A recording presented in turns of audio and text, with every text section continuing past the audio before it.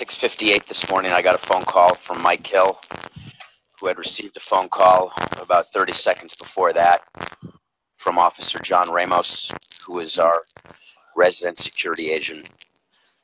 We were told that there were 3 people in a boating accident with 3 fatalities, and they asked us to confirm Jose's address, which we did, and it was the address that was found in the on Jose. We the first thing we asked was about his family and his mother and his grandmother, and they were having people from Fish and Wildlife alert them of what had taken place. Mike and I tried to reach out to Jeffrey first thing, did reach him, and he is on a plane headed down here to be with Jose's family. We then were able to reach Don at approximately 7:45, and we came into the ballpark. As you see around you, there is no words to describe how this organization feels. Jose was someone who we've known since he was a drafted young man, and I think that when you talk about a tragedy like this, there are no words that come to mind. There's no playbook. There's no words of consolation. There's prayer and there's thought toward his family, toward his soon-to-be born daughter, and you recognize that how precious life is, and how taking things for granted is a fool man's game. The words of David Samson, the president of the Miami Marlins, relaying the tragic news today in the world of baseball that Jose Fernandez had passed away in a boating accident at the age of 24. This is Baseball Talk Radio and Baseball Talk Radio Show. And Rich Baxter, welcome to the show. You normally handle the duties, but you were so kind to let me handle this today. And just a sad, tragic day for the world of baseball. Yeah, very. As you said, terrible. As we woke up this morning, of course, all over the world, reaction coming in. MLB Commissioner Rob Manfred saying he was one of the great young stars who made a dramatic impact on and off the field since his debut in 2013. Thoughts and prayers are with him and his family, the Miami Marlins organization, and all the people he touched in his life. So, yeah, tragic news out of Miami. And as we talked about a little bit before the show, Gary, it's just how quickly life can change, and the aspects of accidents and things like that you don't foresee. And just a terrible news out of Miami this morning. Yeah, Rich, and I think that, we come to the realization that Tom Hanks was wrong, because there is crying in baseball, and it should be. On a day like today, very tough for the families, very tough for the Marlins families. And, it's especially touching in a way to us being National East fans, and yes, it's an enemy team, but you have to think.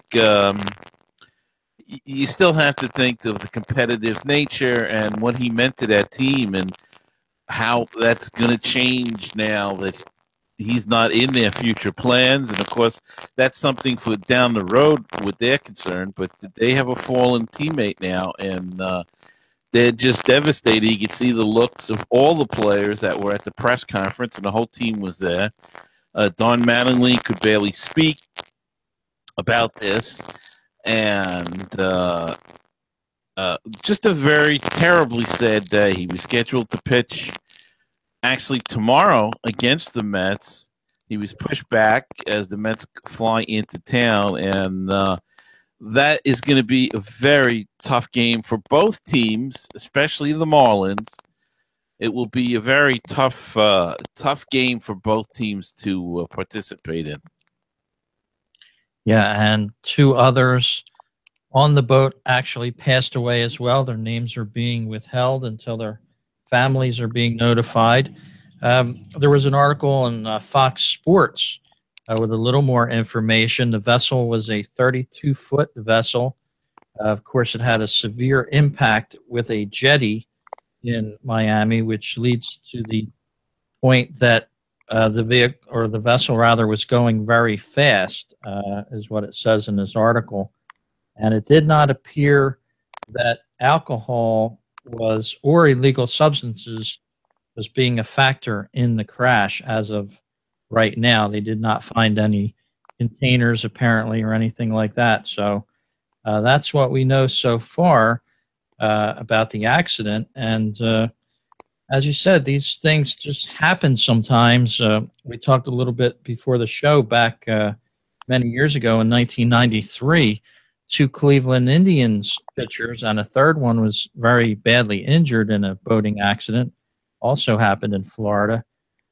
Steve Olin, who was 27 at the time, and a pitcher, Tim Cruz, who was 31 at the time, both killed in a boating accident on a lake in Claremont, Florida. And Bobby Ojeda, a third Indians pitcher, he had suffered some scalp injuries and serious injuries, but he did not pass away. So yeah, it's not very good news at all.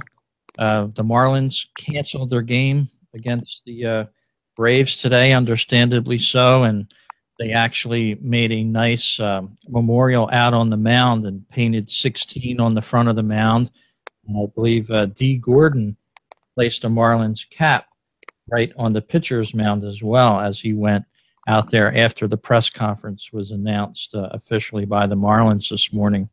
But yeah, tragic circumstances. Apparently it happened at 3:30 a.m. Overnight.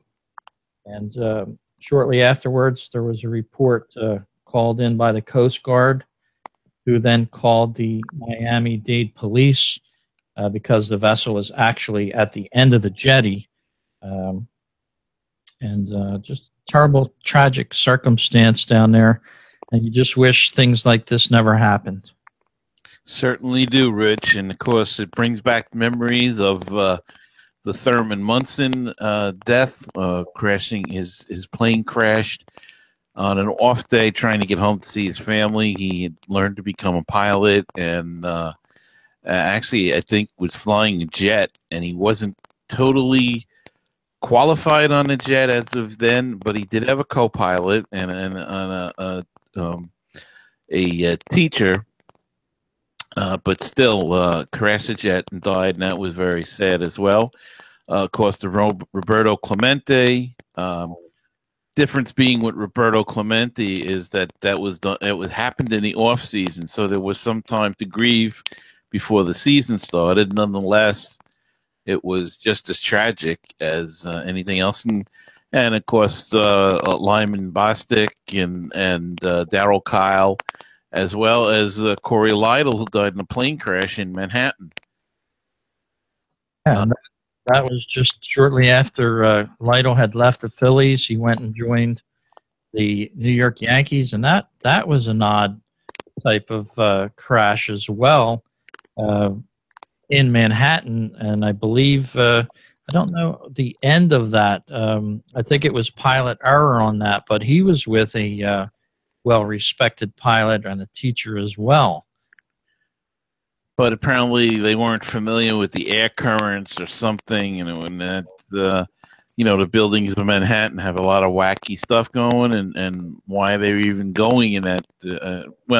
Apparently it's a route that a lot of them use, but just very sad. And when it's such a big star of a magnitude of Jose Fernandez, one of the bright stars of the future, not only of the Marlins, but of baseball, and his effervescent personality, his love of the game, his love of not only Cuba but of this country. You hear the tributes, how much he loved being here and the freedom.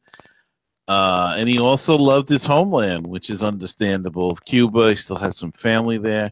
His mother and his grandmother here, and no parent should have to outlive their child, even a grandparent especially. So it's a very sad day, and some of the baseball teams have taken upon themselves. The Mets have a Mets jersey with number 16 on it, and his name taped up on the dugout wall, and apparently some other teams have also done that. And I'm sure tomorrow evening will be a must-see, or a very sad, I don't know how to word it even at this point, but it'll have something you have to see, how they do before the Mets Marlins game. And it's going to be a crazy night tomorrow night with the debate and now this. So lots of things to keep an eye on and watch if you're a news kind of junkie. But just you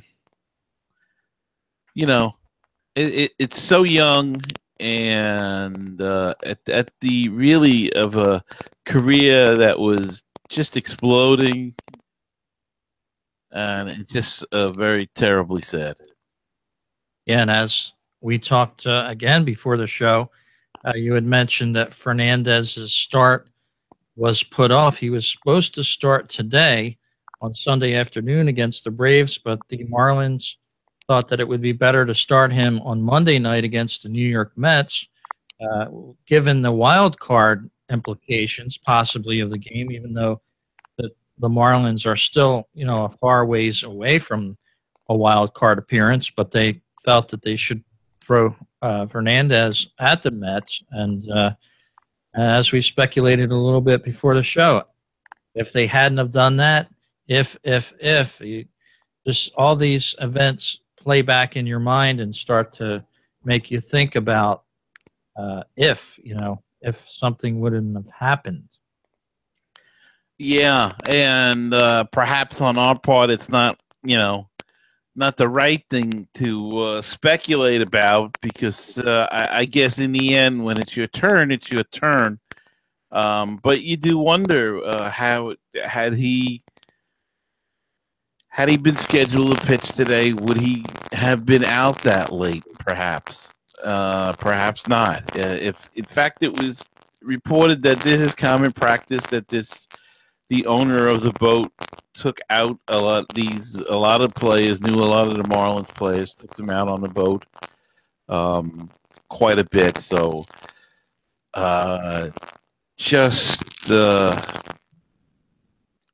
what can you say? I know our good friend Frank Conti, who covered the Marlins for many years now, covering the Twins, he was very terribly saddened by this, and remembers his young son playing catch with Jose Fernandez. So everybody has their memories, and especially in the sports world, of him and what it means to them. And they've all been on MLB Network today, so if you want to tune in, there may be still some memories of Jose Fernandez, but just a terrible thing for the game and for the Marlins. Yeah, and of course, Fernandez came from Cuba, as does Yasiel Puig, who was very torn apart by the news. Apparently, Fernandez has offered his assistance in tutoring Puig a little bit, trying to help him get on the right path, a tutoring type of bigger brother type of guy, even though he's probably younger. Yeah, I think he is, but they were torn apart. Yasiel Puig, and also Cespedes in the Mets dugout. He was the one who hung the 16 jersey up, tape. They have some pictures of that and some videos. I think the Mets tweeted that out. It's just a real tragic circumstance. I know those guys probably are very close, being that they're all from Cuba. Well, it's a fellow countryman, and just a sad day for the game. I hate to keep repeating that, Rich, but sometimes words just escape you.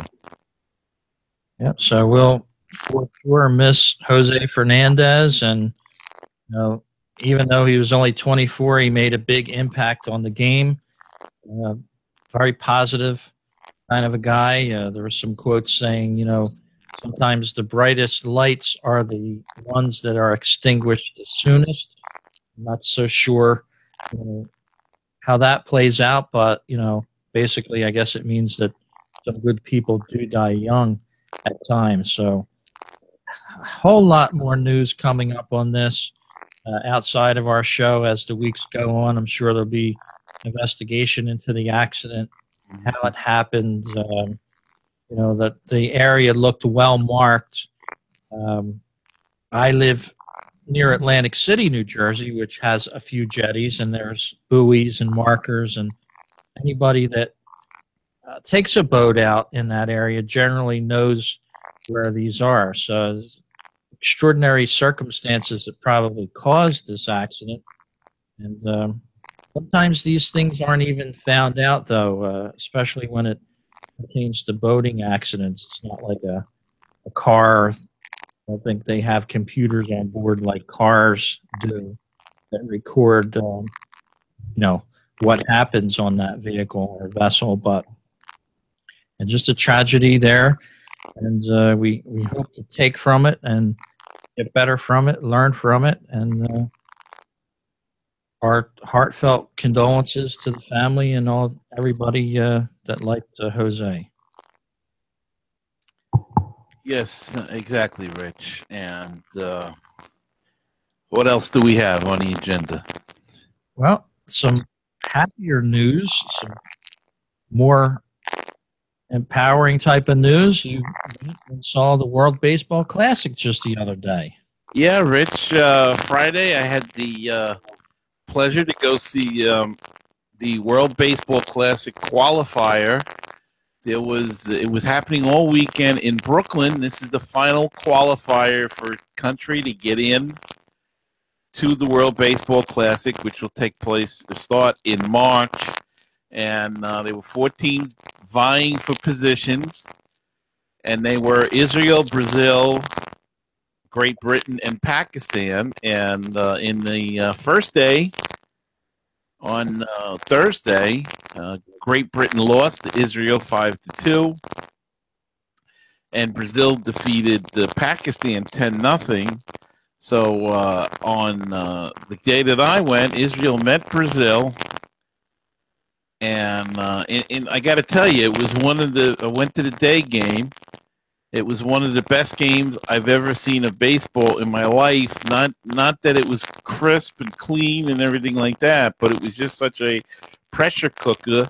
It was a 1-0 final. It was a well-pitched game, but some great defensive plays along the way. Brazil had tons of opportunities to score. And I mean, 1 out, guys on third base, and the pitcher gets out of the jam, pop up, strikeout, whatever. Beautiful play. Shortstop on one instance. Just a terrific game. One of the best ones I've seen. And then that night in the first elimination game, Great Britain defeated Pakistan, so Pakistan has been eliminated. And then last evening, Great Britain played again. They played Brazil and eliminated Brazil. So tonight will be the final game to see who gets in between Great Britain and Israel. Should be an interesting game. They met in the first game, as I said, and Israel defeated them. And it's a different kind of a ball game, Rich. There's a lot of guys. When you say Israel, you think there's a lot of guys from Israel. There was hardly any mostly it's Americans playing. Pakistan was probably the only team. I believe they did not have a minor or a major league affiliation at all. They didn't have any players that affiliated. There's a lot of minor league players. The Mets have a guy, Champ Stewart, that played at the AAA this year, and he was playing for Great Britain. Israel had a lot of former major leaguers. Ike Davis and Josh Satin played for the Mets. Jason Marquis, who pitched for St. Louis and some other teams. He was playing for Team Israel. Can't remember who else, but Brazil's manager was Barry Larkin, the Hall of Famer, who did not sign autographs before the game. I might just add that. And they also had Bo Bichette, who is the son of Dante Bichette, and I believe Dante Bichette Jr. was also on the Brazil team. So a lot of minor leaguers, a lot of former major leaguers, and but it really it was something to see the crowds and to see how a tournament like this could really start a I don't want to say revolution, but could really ignite a passion for the game of baseball, and that's a good thing all around the world. And Pakistan team was not very good, but they tried hard, and they're very new to the sport. So who knows? As they play more and become more tuned to it, they'll learn the nuances of the game, and maybe they'll be better in years to come. But it was a wonderful experience, and I would definitely go in a couple of years if they have it again in Brooklyn. They had it at the home of the Cyclones, the Brooklyn Cyclones, at their park, and just a lot of fun. Had a great day, and I wished I could have. I'm sorry I didn't. If it didn't take me 2.5 hours to get home with traffic, because anybody that lives in New York, the Belt Parkway is a disaster, and it's always packed. And if I lived closer, I would have got the whole strip for the whole games and been there like every day. But I was happy to go to the one game that I attended. Really enjoyed it. That's very cool. Of course, kick it off again at the Tokyo Dome. Pool A teams, which include Japan, Cuba, China, and Australia, will be playing March 7th through 10th, 2017 at the Tokyo Dome. And I believe the championship round, there's going to be 2 rounds in 2017. Seoul is going to host one round. Miami will host another round. Some of the teams playing in Miami will be the U.S., Dominican Republic, Canada, and Colombia. That'll be down at Marlins Park.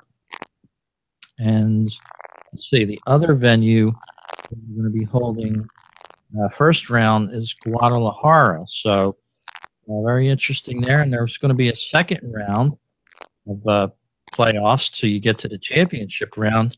The second round is going to be held in Tokyo and San Diego. And then the championship round will take place in Los Angeles at Dodger Stadium from March 20th through 22nd, 2017. So very cool stuff there. As you said, Gary, that's going to bring some more fans into the game. And, of course, we even have a lot of listeners from our shows here at Baseball Talk Radio Podcast, and also your show, Mets Musings and Phillies Talk Podcast, that come from all over Europe, mainly England. But it's so great to have other people from other countries start to like baseball. It certainly is, and it's interesting to see how how it's growing in these different countries. And just a little side note, I learned something very important. When we were online, it was a lot of, and I don't mean to. I hope this doesn't offend anybody, but there were a lot of Asian people. I didn't know what part of Asia they were from, but it was Asian people with Brazil hats and jerseys on, and I found it very interesting, and I read up when I got home that there is a large population of people from Southeast Asia and South Asia and Japan that live in Brazil, that migrated to Brazil, and I never knew that. And it was just fascinating to see all of these, as I said, these Asian people, and I don't mean any disrespect. I hope that's not disrespectful in any way, but rooting for Brazil. And I just thought it was a wonderful thing that the crossovers, and there was a lot, of course, New York is a very Jewish city as well. There were a lot of Jewish people rooting for Israel, probably more than there were people rooting for Brazil, but that was to be expected. It was in Brooklyn.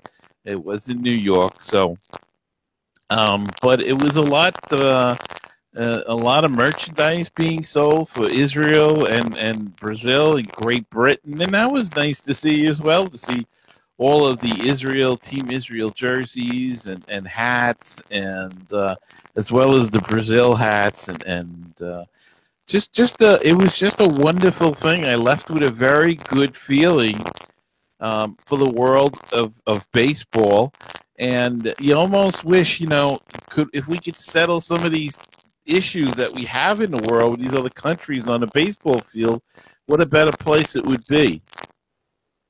Yeah, you would think.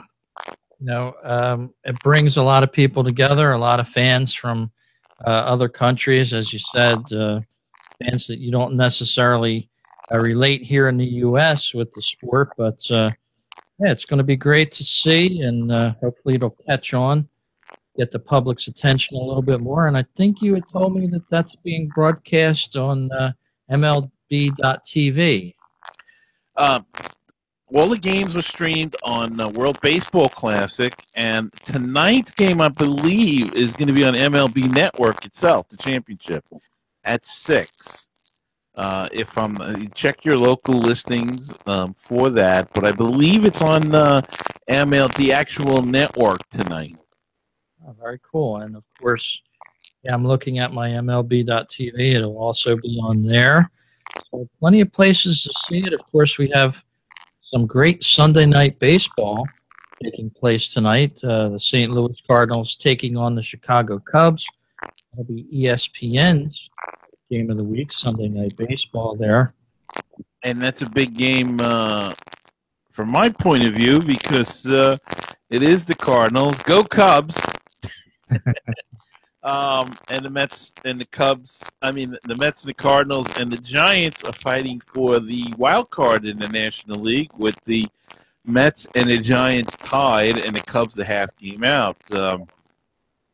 If we can get rid of the Cubs and keep pace with the Giants, we're in good shape as far as the Mets go, because they have the tiebreaker over the Giants. So if the Mets were to end up in a dead heat with the Giants, they would be the first wild card, because they have the tiebreaker, and that's good news for the Mets fans. So we want to bury the Cardinals, but I always want to bury the Cardinals, Rich. I'm not a Cardinal fan.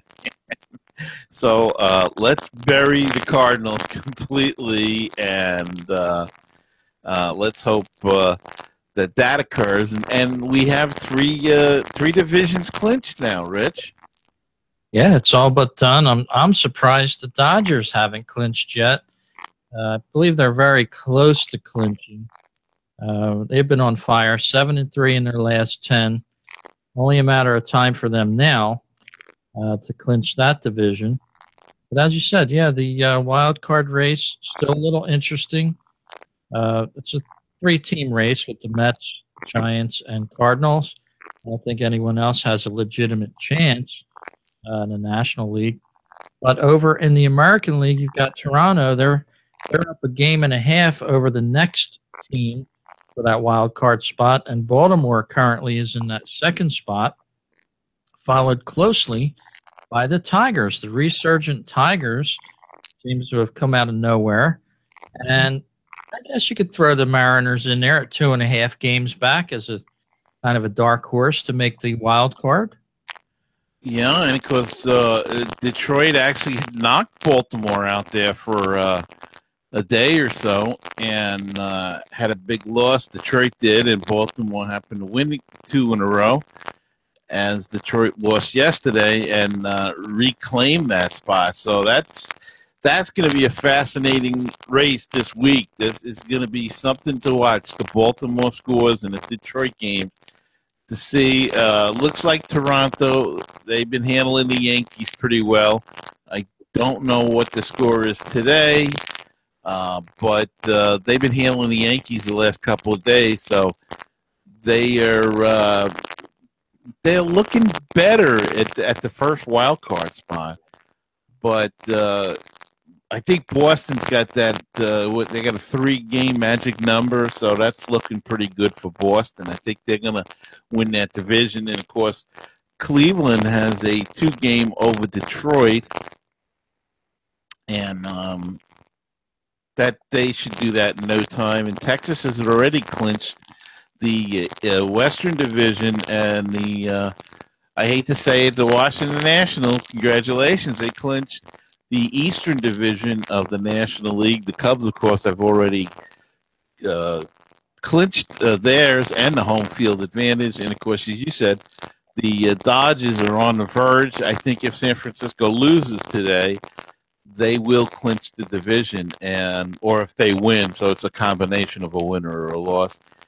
And San Francisco's going with a guy that never started a game before in the major leagues, a rookie, pitched a couple of times out of the minors, so don't know if that's a good call, but I'm happy about it as a Met fan, and but because the Mets are, I hate to say it, Rich, but they're up 6-0 against your Phillies in the 7th.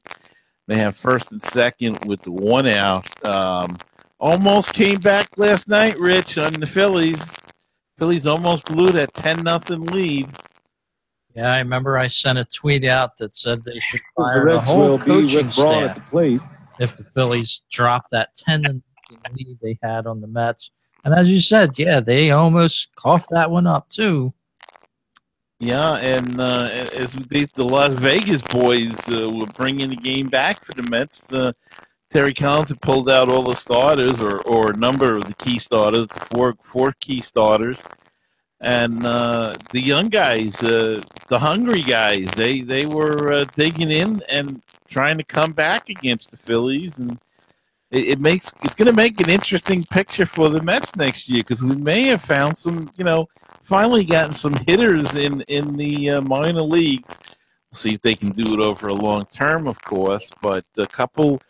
At one point, they had 3 first-round draft picks batting in a row, and but I don't think it was in the correct year order. But nonetheless, they had Michael Conforto and Gavin Cecchini and Brandon Nimmo all come up right in a row, and they were all former first-round picks of the Mets. So maybe there's some good coming out of this as well, but it was a bad loss, and it would have been an awful loss for you guys had you get it. But there's some talent on that Philadelphia team. The defense is not very good. I like that kid Hernandez at second, and I know this isn't a Philly or Met podcast, but I do like that Cesar Hernandez, I believe his name is. Mm-hmm. He looks like a tough player. He looks like a good player. Yeah, he's just really come into his own in the last couple of months of the season. He had been talked about possibly not making the team next year. They've got some younger guys coming up. But I think, as you said, he's probably sealed his job for next year. He's almost up to 300 with his batting average. Been doing very well lately. And as you said, the Phillies have a lot of things to fine-tune still. It'll be interesting to see how these wild card games play out. And, of course, they're right around the corner as well. They start up in the first week of October, which we're just about there. So within 2 weeks, we'll be watching wild card baseball. That's certainly true. And next Sunday, it's all over for the regular season, Rich. So hard to believe, and I get a little sad this time of the year, and that's why I think I enjoyed it, the World Baseball game so much, because I was in the stadium again for another time, and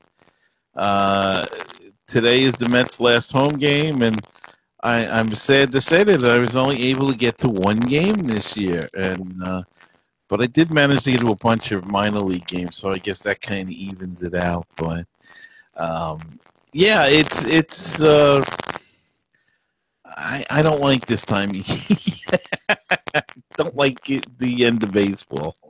We were going to have a guest on today's show from Baltimore. They do a podcast called Bird's Eye View, and we'll postpone their appearance to another show with all the breaking news that we had today. But that was the story in Baltimore just last week in the local Baltimore paper. The articles were all about how the Orioles are not drawing, and they're almost a playoff team themselves. They were getting 23,000 into the stadium. They wanted to know why in the newspapers. They had some articles. So hopefully we'll be able to get the Bird's Eye View podcast on to talk to us about the situation even down there in Baltimore. And, a lot of the same things that I read from fans are some things that you could probably say at any other ballpark and why they're not attending a lot of games. And so we'll have that for you on a future show of the Baseball Talk Radio podcast. But we also have another big story today, Gary. It's the last home game for the Mets. It's also the last home game of the LA Dodgers. And Mr. Vin Scully been doing Dodger games for umpteen years now. I think 62 years, something like that.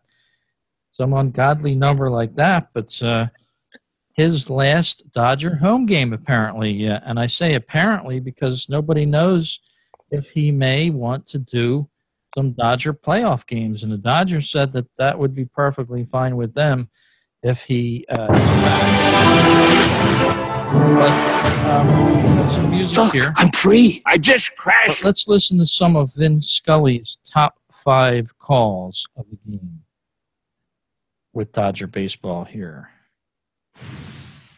We've decided that we will come back with the Dodgers for next year. It's time for Dodger baseball.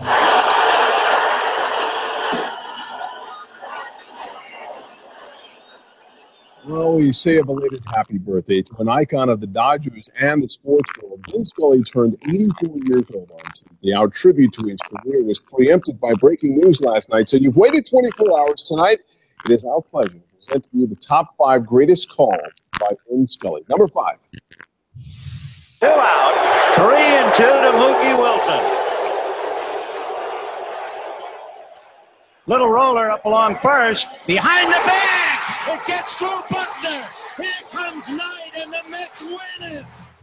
The 1986 World Series, Bill Buckner's gaff immortalized by Vin Scully's voice. The mother of all eras propelled the Mets to the title, and misery for Red Sox fans. Number 4. Ball and no strikes. Aaron waiting. The outfield deep and straight away. Fastball is a high drive into deep left center field. Buckner goes back to the fence. It is gone. Only Vin Scully could do justice to one of the most important home runs in baseball history. Hank Aaron breaks the most hallowed record in sports when he hit home run number 715. Number 3. 3rd and 3. We'll see a pickup sometime on the right side, possibly. Montana looking, throwing in the end zone. Caught it. Dwight Clark. Bet you didn't know Vin was behind the mic for the catch. The 1982 NFC Championship game, Joe Montana finding Dwight Clark in the back of the end zone and breaking the hearts of Cowboy fans. Number 2. 2-2 to Harvey Keene. 1 strike away. Sandy into his windup. Here's the pitch. Swung on and missed a perfect game. Vin's call in what some consider perhaps the greatest game ever pitched, Sandy Koufax's perfect game against the Cubs, September 9th, 1965. 14 strikeouts are the most ever in a perfecto. It was Sandy's fourth no-hitter. And now, number one. High fly ball into right field. She is gone. Who will ever forget his magical call for possibly the greatest moment in LA sports history? Kirk Gibson's walk-off homer in Game 1 of the 1988 World Series, our number one Vin Scully call of all time. We could stay here all night. We should do. That was KTLA News out in Los Angeles with their top 5 Vin Scully calls. And, gosh, it almost brought me back when Matt Stairs hit one out on the Dodgers to seal the Phillies' victory out there. I don't think they would have picked that one, though. No. And, of course, with the Kirk Gibson home run, the famous call is by Jack Buck, which was, I believe, on a television call. And, of course, I never agreed with that call either because he said he doesn't believe what he just saw. Well, the guy hit a home run. I mean, come on. But anyway, that's another story for another day. But Vin Scully, I think I would have made number one the Buckner call. I kind of like that. The first Buckner call, the number 5 in the '86 World Series, of course, one of the great moments for Met fans. And oddly enough, I think 4 also mentioned Buckner was playing the outfield because he said Buckner goes back. So 2 calls involving Bill Buckner, I guess one with the Dodgers when he was with the Dodgers and one with the Red Sox. But what can you say? Vin Scully, one of the greatest careers. I mean, goes all the way back to Bobby Thompson's home run, shot heard around the world against Ralph Branker and the Brooklyn Dodgers in '51. And was in a booth for that. And, of course, the famous call from that, people forget, that was one of the first games that was broadcast and radio. And it was I think at one point somebody said it was 4 or 5 different calls of that. There was the Red Barber call, I think, on the Dodger network. And then there was a regular network call because the first time one of the networks did a game, I believe, or one of the first time. And then, of course, the famous call was the oh my gosh, the name escapes me right now. Was the Giants? Got heard around the world. Is that? Yeah, but it was Russ. Russ Nixon, was it? I can't remember exactly the Giants' name, the announcer's name. I'm looking it up real quick to see if I can find it. But you know the call. The Giants win the pennant. The Giants win the pennant. And they're going crazy. The Giants win the pennant. Yeah, the shot heard around the world, I think, is what they say. They called it, yeah, the Miracle of Coogan's Bluffs. It had all kinds of names, but I think it was Russ Nixon that made that. Russ Hodges made that call, and of course that's the famous call that you always hear because of the excitement. He was the Giants announcer, but I think Ernie Harwell also made a call of that game. Red Barber, as I mentioned. And I'm reading Gordon McLendon also made the call. So, I've heard the Red Barber call when you compare it to the Russ Hodges call. It's so different because Red Barber was doing the Brooklyn game. And it was sort of like, there's a high fly ball and it's gone, or something like that. It was just so like, oh, darn. There it goes. Whereas, the Russ Hodges call was just plain nuts. But, which also got mentioned in a movie that Billy Crystal did a few years back, and with Bette Midler, and I can't remember the name of the movie, but go check out the Billy Crystal Bette Midler movie, and he's an announcer in that, and number one. But We got little gremlins popping up today now, Rich. But yeah, but Vince Scully had some of the great calls of all time around the world. Last half of the night, the Giants catch this nil, almost nil. Now it's a 4-2 ball game in favor of Brooklyn, but the Giants have the tying run at second base, and Thompson is the hit back. Like a throw. To the left side, and Kennedy has the lead. The Giants from the Pirates. The Giants from the Pirates. The Giants from the Pirates. The Giants from the Pirates. We got those gremlins coming in here. We'll call the game there as it happened, unadulterated, and that was a crazy call where you can't predict those type of calls. Yeah, and Vince Scully is really the last of a breed of those kind of announcers. Now we have more guys that are doing network stuff as well as local teams. So you don't have in those days they really didn't. There was no network baseball.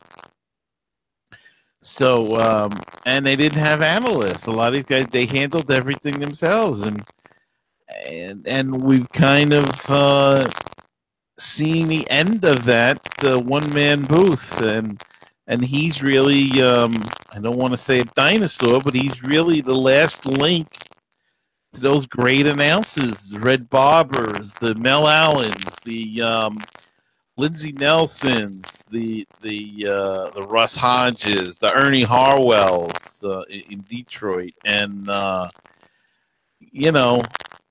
those guys are all gone now, and it's kind of a shame. It's kind of sad in a way because they were we're old enough, or I'm definitely old enough to remember a lot of those guys, and it's kind of a shame. But he's had some career and looks in good health and probably could go on another few years, but go enjoy life for a while, Vince, and and just have a good time with the time that's left for you. Very good advice there for Vince Scully, and he'll be missed behind the mic, but as you said, he'll be just fine in retirement, and we wish him well. And we thank you for joining us on this podcast, our 6th edition of our first season of this brand new show, the Baseball Talk Radio Podcast. Got a whole lot of guests being planned out for the off season, and of course, a lot of baseball talk to go with the playoffs, the World Series coming up, 2016. We hope you'll subscribe to us on iTunes and Stitcher Radio, and over and check those places out. Hear all of our shows. You can even hear some of our back shows. And Gary, you have a great week. We'll do it all again next week on the Baseball Talk Radio Show. Okay, Rich. Can't wait.